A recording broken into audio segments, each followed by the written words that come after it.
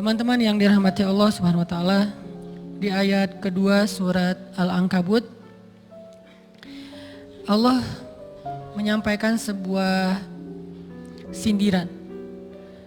Allah nyindir dengan bahasa, emangnya manusia pikir Allah akan biarin aja mereka mengatakan kami telah beriman, sementara mereka tidak diuji. Ini Allah lagi menyindir orang-orang yang selama ini berputus asa setelah beriman, berputus asa setelah berhijrah, berputus asa dan mengeluh setelah bertaubat. Allah lagi nyindir mereka nih. Seolah-olah Allah bilang, kenapa setelah kalian beriman malah kalian masih berkeluh kesah? Kenapa kalian setelah bertaubat malah menjadi ragu kepada Allah? Kenapa kalian setelah berhijrah malah jadi labil? Bukankah harusnya setelah kalian menyatakan kami taubat, kami hijrah, kami beriman, harusnya iman kalian makin mantap? Dan bukti bahwa iman kalian mantap apa?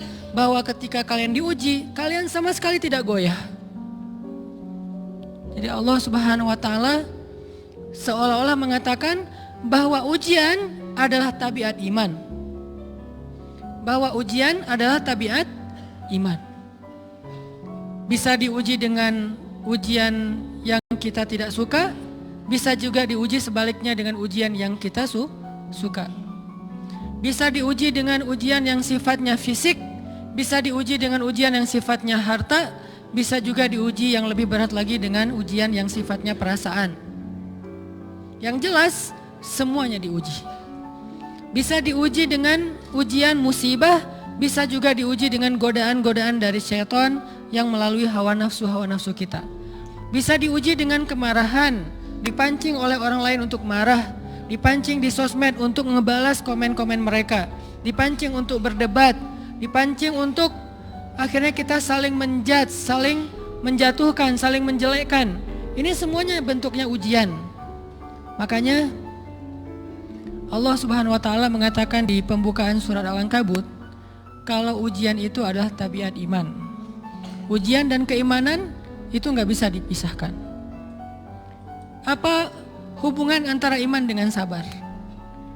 Sehingga Allah Subhanahu wa taala menilai keimanan seseorang itu dengan cara mengujinya. Apa hubungan antara iman dengan sabar? Ternyata ciri yang paling jelas orang yang imannya baik adalah sabarnya. Makin baik imannya, harusnya makin kuat kesabarannya.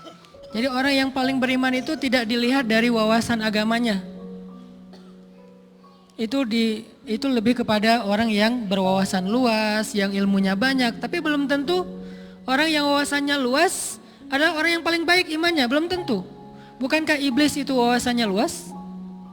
Dia mengerti banyak hal yang bahkan kita nggak ngerti. Iblis ngerti tentang dunia di langit. Iblis mengerti tentang alam yang ada di surga, alam yang ada di akhirat. Iblis tahu, bahkan udah masuk surga. Jadi ilmu iblis lebih banyak daripada kita sekarang. Tapi kenapa iblis malah tidak sebanding antara ilmunya, wawasannya dengan ketakwaan dan kesolehannya? Karena iblis tidak sabar dengan sebuah ujian. Ujian iblis apa? Eksis. Itu ujiannya iblis. Dia udah lama eksis, followersnya banyak. Setiap dia posting, orang berlomba-lomba jadi first like. Setiap dia posting, di repost rame-rame. Di YouTube viral. Channelnya tuh paling banyak subscribersnya. Iblis. Coba cari nanti di YouTube iblis. Ada nggak channel? Itu udah viral banget loh, eksis banget. Tiba-tiba datang pendatang baru. Muncul pendatang baru. Pendatang baru ini tiba-tiba melejit. Followersnya langsung nambah, kejar-kejaran akhirnya disalib. Pas lagi kayak gitu dia nggak kuat dengan ujian nama besar, ujian eksistensi, ujian popularitas, ujian siapa yang lebih dihargai, ujian-ujian kayak gitu.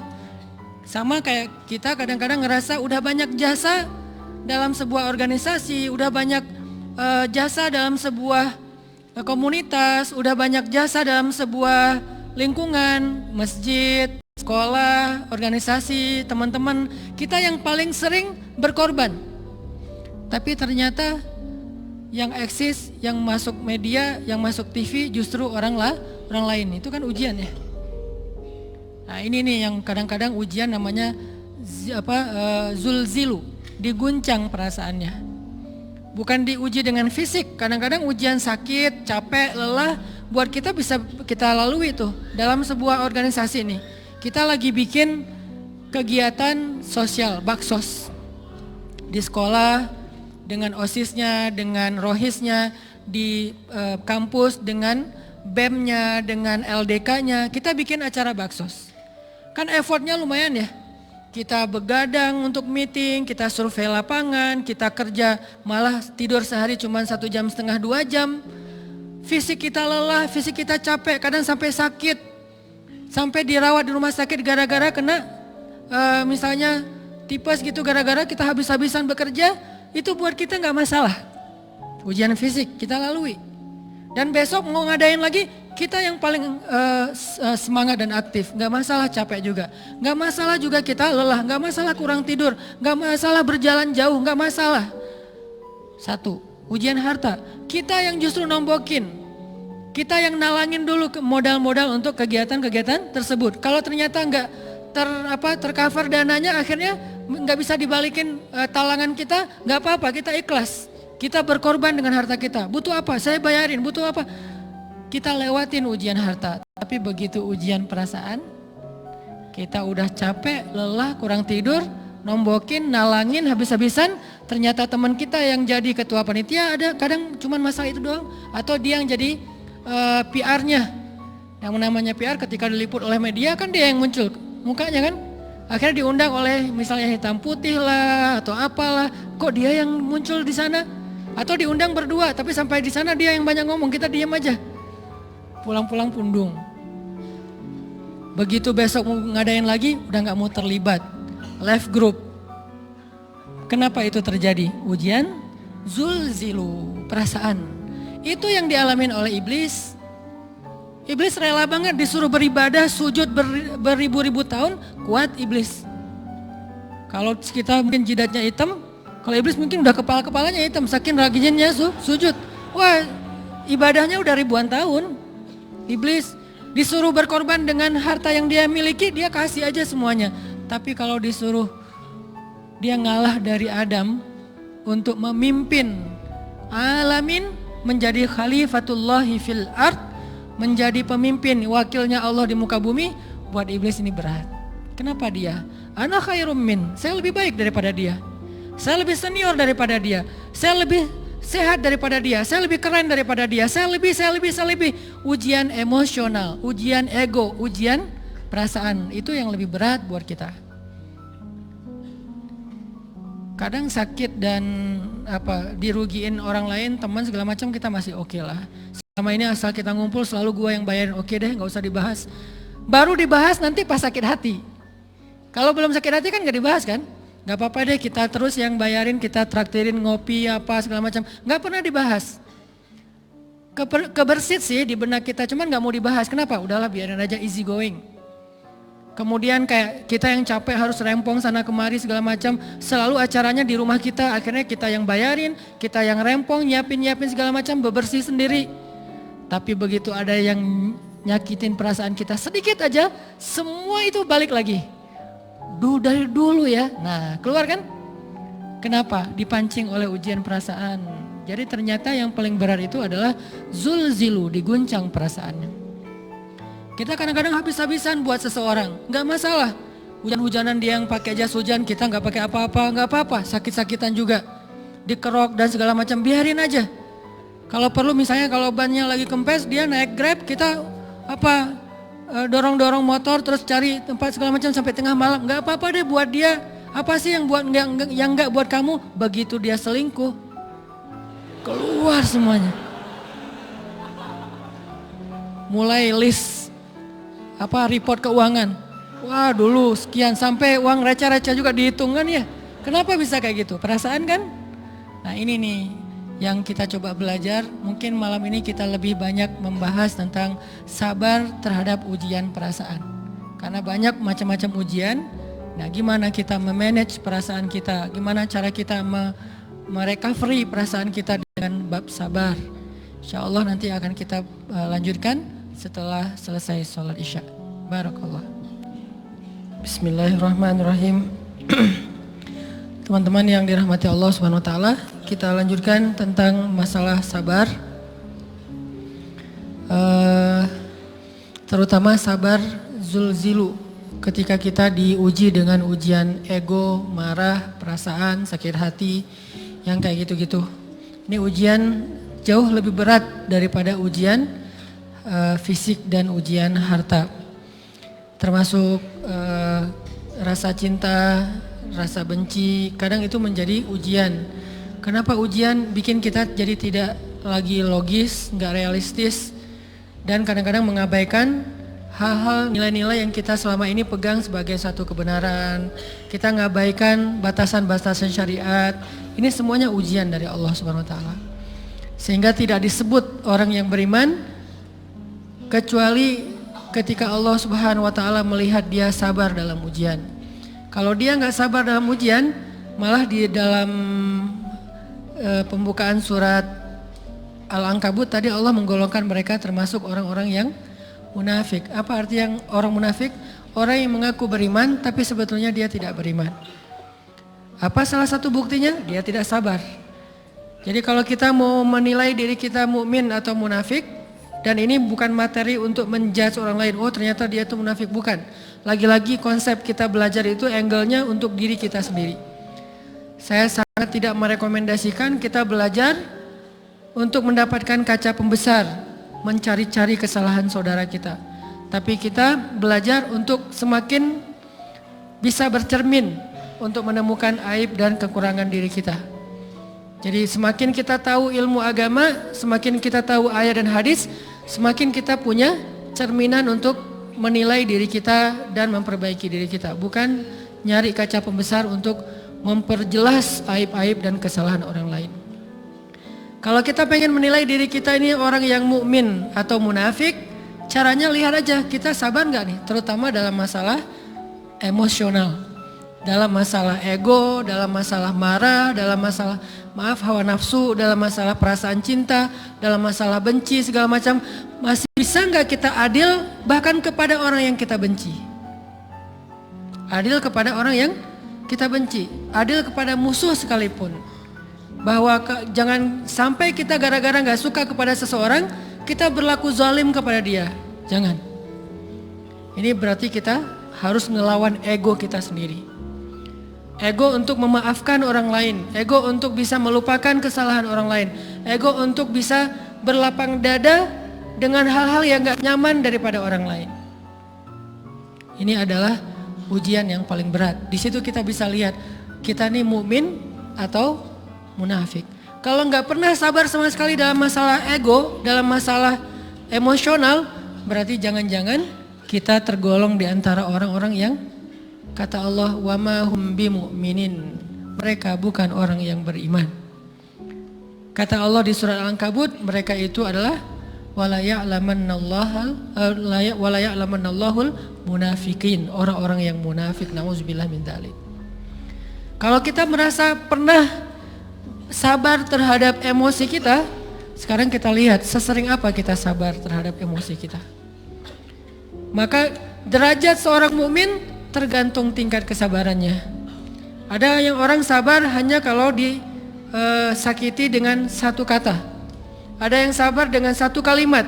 Ada yang sabar dengan satu paragraf. Ada yang sabar dibully rame-rame juga dia sabar. Berarti lahum darajatun inda rabbihim. Orang beriman juga bertingkat-tingkat.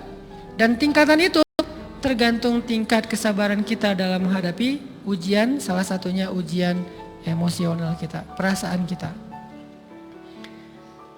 Sehingga teman-teman yang dirahmati Allah SWT, salah satu program kita untuk terus mengembangkan diri, program untuk tumbuh, program untuk memperbaiki diri kita di hadapan Allah itu adalah coba kita program dalam sehari aja, terus kita nilai berapa kali kita berhasil ngelewatin ujian emosional.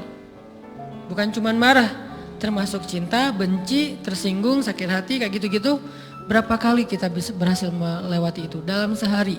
Gak usah seminggu, sehari aja.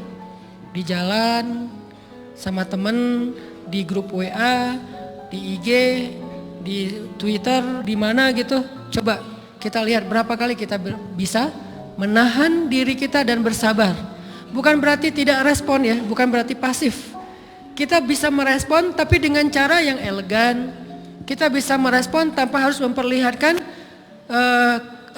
emosional yang meledak-ledak. Bukan berarti ketika disakiti orang, dihina dan segala macam kita diam aja. Gak selalu kayak gitu. Kadang-kadang kita perlu merespon untuk mengklarifikasi, tabayun kalau kata orang-orang yang dalam ilmu fikih. Kita harus tabayun, tapi tabayun dengan marah itu beda. Tabayun dengan mencela itu beda. Sehingga kita mencoba menahan diri berpikir, aduh capek kalau gitu. Tapi kan ini bagian dari pembelajaran. Makin terbiasa kayak gitu, terbiasa elegan, maka otomatis jadi nggak terlalu repot lagi. Kan awal-awal bersikap pengen yang bijaksana, yang elegan, yang dewasa, itu kan kadang-kadang harus diusahain ya. Karena belum mengkarakter, harus mikir dulu gimana ya sikap yang paling dewasa, gimana ya sikap yang paling bijaksana, gimana ya sikap yang paling wise, gimana ya sikap yang paling elegan, masih mikir. Tapi setelah berkali-kali kita latihan, lama-lama itu menjadi spontanitas kita. Dan kalau udah bisa kayak gitu, insya Allah kita sudah mulai meniru nih akhlak Nabi Muhammad Sallallahu Alaihi Wasallam. Ini ujian perasaan banget. Kalau tadi saya ngasih contoh diselingkuhin itu sebetulnya cuman bercanda ya. Karena diselingkuhin ini pastinya bukan ujian, tapi musibah. Pengkhianatan ya, tidak ada tempat. Gimana kita ngelawan perasaan kita kalau lagi kayak gitu? Gimana kita ngelawan perasaan kita kalau lagi diuji? Gimana cara kita bersabar? Karena iman dan sabar itu bisa dibilang satu paket. Gak disebut orang beriman kalau gak sabar. Dan insya Allah orang yang sabar itu adalah ciri-ciri orang beriman. Gak mungkin disebut orang beriman kalau gak sabar. Kita pikir memang iman itu hanya ucapan. Kalau iman itu cuma ucapan, inna sholati wa nusuki wa mahyaya wa mamati lillahi rabbil alamin, gampang. Kalau iman itu cuma ucapan, hasbiyallah wa ni'mal wakil, gampang. Kalau iman itu cuma ucapan, la haula wa la quwata illa billah, gampang.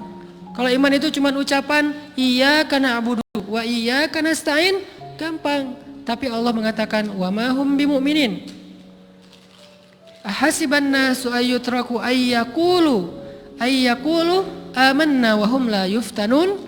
Emangnya cukup dengan hanya mengatakan kami telah beriman lalu tidak diuji? Ternyata iman adalah sabar dalam ujian. Jadi nggak mungkin orang disebut beriman sementara dia tidak sabar, sementara dia emosional, sementara dia temperamen, sementara dia orangnya meledak-ledak, sementara dia orangnya mengeluh, sementara dia orangnya berputus asa. Nggak mungkin. Karena ulama mengatakan la tayasu, jangan berputus asa. Fa innal ya's laisa min akhlaqil muslim atau mu'min. Karena sesungguhnya keputusasaan bukan di antara akhlak orang yang beriman. Orang yang beriman itu tidak pernah berputus asa.